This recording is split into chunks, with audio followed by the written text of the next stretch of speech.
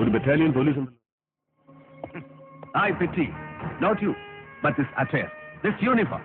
പൊതുഖജനാവിന് പണം മുടക്കി സർക്കാർ ഇതിങ്ങനെ ഇസ്ത്രീയിട്ട് സ്തംഭം കുത്തി തരുന്നത് ഇവരെ പോലെയുള്ള പട്ടിണി പാവങ്ങളെ നടിറോട്ടിലിട്ട് ചവിട്ടിപ്പിഴിഞ്ഞ് കുത്തിക്കവർച്ച നടത്താനല്ല, സംരക്ഷിക്കാൻ.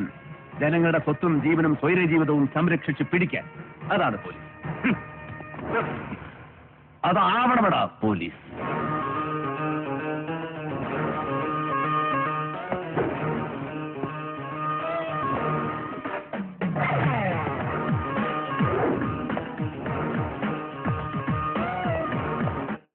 കാര്യം പറഞ്ഞാലേ നീയൊക്കെ ഈ പേടത്തിൽ നിന്ന് ഇറങ്ങൂ.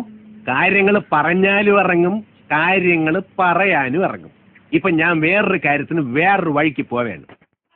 നാട്ടുകാരുടെ മുമ്പിൽ വെച്ചാൽ നീ എന്റെ കച്ചവടം ഉറപ്പിക്കും അല്ലടാ നിന്നെ.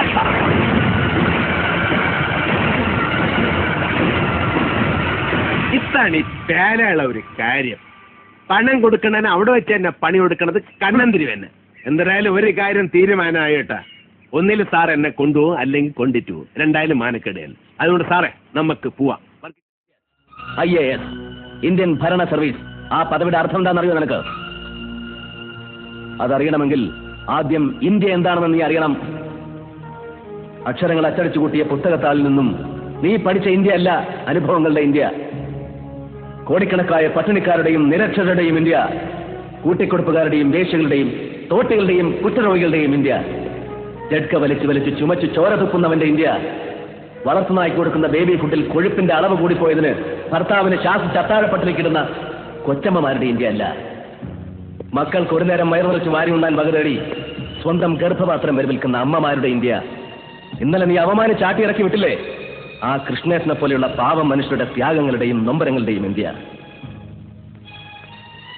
ഇന്ത്യ എന്ന മഹാരാജ്യത്തിന്റെ സോൾ, ആത്മാവ്. IAS അക്കാദമി വർഷാവർഷം മറവച്ച് വിരിച്ചെടുക്കുന്ന നിന്നെ പോലെയുള്ള സ്നോബുകൾക്ക് ഈ ആത്മാവ് തൊട്ടറിയാനുള്ള സെൻസ് ഉണ്ടാവണം, സെൻസിബിലിറ്റി ഉണ്ടാവണം, സെൻസിറ്റിവിറ്റി ഉണ്ടാവണം.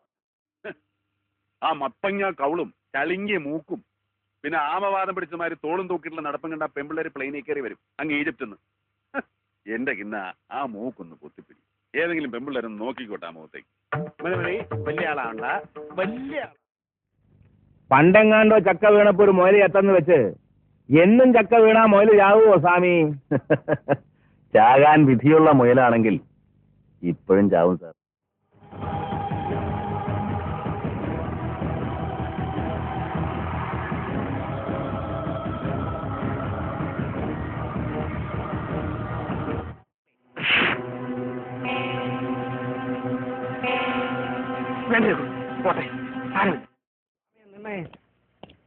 അങ്ങനെ അങ്ങ് പോയാലോ?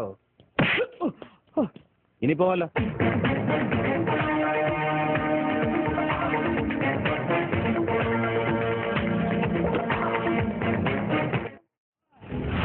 എന്റെ പയ്യനെ നീ പോലീസിനെ കൊണ്ട് അടുപ്പിക്കല്ലേ? എനിക്ക് 4 കാലുള്ള പോത്തുകളോട് പെരുമാറിയാണ് പഴക്കം. ഇനി നിന്നെ പോലത്തെ 2 കാലുള്ള പോത്തുകളോട് ആ പഴക്കം വെച്ച് പെരുമാറണമെങ്കിൽ അങ്ങനെ തന്നെ ആവട്ടെ. ഒരുങ്ങിക്കോ, മാണിക്കായിട്ടുള്ള അംഗത്തിന് ഒരുങ്ങിക്കോ.